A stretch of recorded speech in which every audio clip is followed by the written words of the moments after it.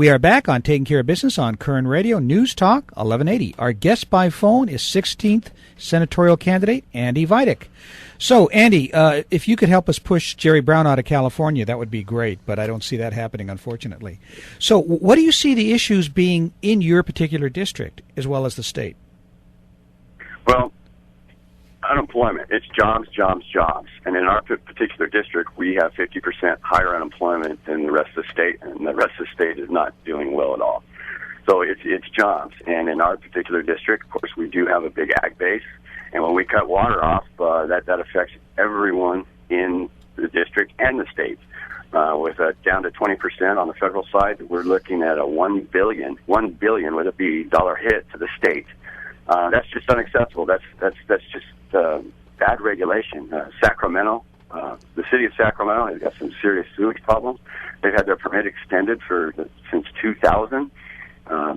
They pour in millions of gallons of ammonia and salts into the Delta, and it's just if you don't think that hurts fish, put some in your fish tank and see what happens to them. They've got Stockton, all the Bay Area dumps into the San Joaquin Delta with their sewage, and it's not raw, but it's got some serious issues, and it is harming the wildlife there. There's already a peripheral canal that exists that comes out of Hetch Hetchy. You can't even put a boat in that lake. That water goes in and around and under the San Joaquin, dewaters it, and goes into the Bay Area. They have clean drinking water. That water should at least go into the Delta, help flush out to the ocean. And but for every 2 gallons they take in of fresh water, they dump 1 back in and of partially treated. So with that being said, we got the Delta smelt issues, and this is just radical liberal environmentalists that are controlling this. They have an issue up there. They're talking about raising their sewer rates maybe at $40 per month up there because they haven't kept up. When the housing boom went up, they did not take care of their sewers. And if we did this in Reedley, if we did this in Sanger on the Kings River, we'd be arrested. And it's just where we're not being treated fairly. When that water dries up on the west side on the California Aqueduct, then the water contractors can pull the San Joaquin River water. We're going to dump 170,000 acre-feet of water down that river to restore a salmon run that's been gone for over 60 years. From a taxpayer standpoint, even if you are an environmentalist, I think $2 million per salmon for a salmon run that hasn't existed is just a horrible tax on the whole state and basically parts of the United States that are paying for this. Another example would be the wolf that traveled into Northern California from Idaho. We're going to spend millions of dollars in restricting farmers and ranchers in that area. We're going to declare it an endangered species. It's tagged. I'm sure there's a couple more with it. That wolf needs to be humanely trapped and sent back to Idaho. If we were flush in our economy, then we can start doing some of these things. We can play with salmon, we can play with the wolves, we can do fun things. But right now we are definitely broke. Unemployment is horrible. So we have to have a reliable, affordable water for the San Joaquin Valley and for our ag. And underneath that fertile ground, God gave us these awesome deposits of gas and oil. And, we need reliable, affordable energy here in the valley. If you have reliable water and reliable, affordable energy, industry will come back. I mean, look at what's happening in the Eagle Ford down in their shale. They started in 2010 in South Texas. Corpus Christi is actually starting to enlarge their ports. Chinese, Turkish, and French companies are coming in to start manufacturing actually in Texas. Manufacturing jobs are coming back because of reliable, affordable energy. That's not the case around the world. Energy is the new gold standard. So we have these resources. We need to unleash them. We need to help. We need to keep people in California.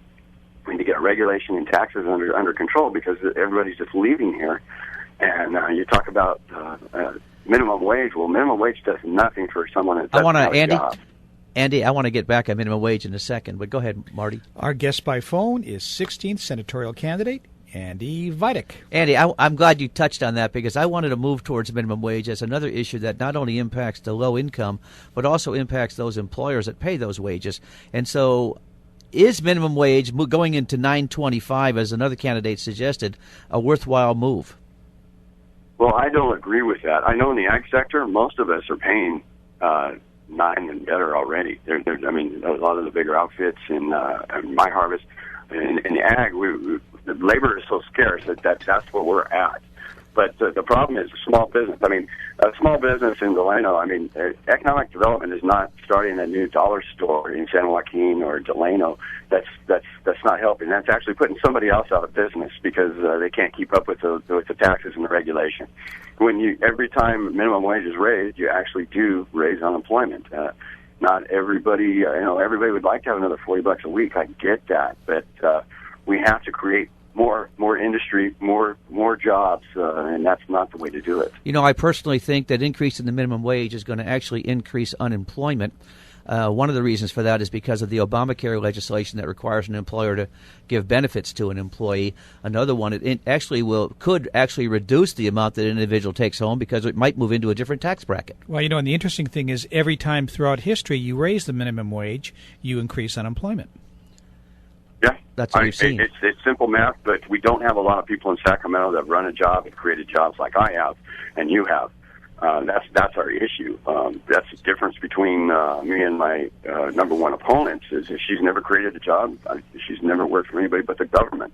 And I get it. I know how things work, and that's and I've been an employee, and that's made me a better employer. And I've just been very blessed to be able to run for this seat because I think I can, try to have some common sense up there. Andy, of interest, you probably didn't know this, but I also have a catfish farm, 37-acre catfish farm up in Oakdale, California. So I guess I'm in the farming business as well. Absolutely, you are. I don't know, something, Andy, about seeing play out there, with his fish fork and his hat and suspenders kind of just ruins my idea of a citizen farmer. But What about high-speed rail? That seems to be moving forward quickly. Is there a way we can stop it? Well, I think it's gonna. They may start it. They've had some bids, and they're touting that they came in under bid. But those particular companies have a history of being 40% cost overruns. Who's done business and those bids knows that those things aren't going to. It just doesn't come true, especially when you're working with government entities. And this is not the bill we voted on. That's number one. And it's cutting through some beautiful farmland and tearing up houses and businesses. It wasn't what we voted on. It's going to cost probably 10 times what we voted on. It's not going through the corridors that they were supposed to go through. They've put new ones. The management and the representatives that were coming down and talking to the folks, especially in the counties that were going to be affected right here in the district, they weren't listening. In some cases, they weren't honest. And a bunch of them have left, and they've brought in more people, and it's just a boondoggle. It's just not what we want. It's something we can't afford. Whether they do get it started, it may end up 30 years from now being a dedicated bike path with Jim Costa's name on it. I don't see it ever being built all the way through. There's just no money for it, and it's budgetary priorities. I mean, we got, like I said, we got people that don't even have drinking water. We have to have bottled water at schools in the district, and we don't need a train with people. Yeah. The liberal elites going 200 miles an hour right by folks that don't even have drinking water. That's just a budgetary priority that I don't agree with. Yeah, Andy, I agree with you here. We've got about 30 seconds left, and I just want to mention that last go-around we did support Andy, and I think Clay and I haven't really talked about it, but I think it's safe to say we're going to support him again. He is supported by the Howard Jarvis Taxpayers Association, so if you get a chance, get out May 21st and vote. Andy, thank you for the time, and we will see you again in 167 hours on Taking Care of Business on Koerner Radio News Talk 1180.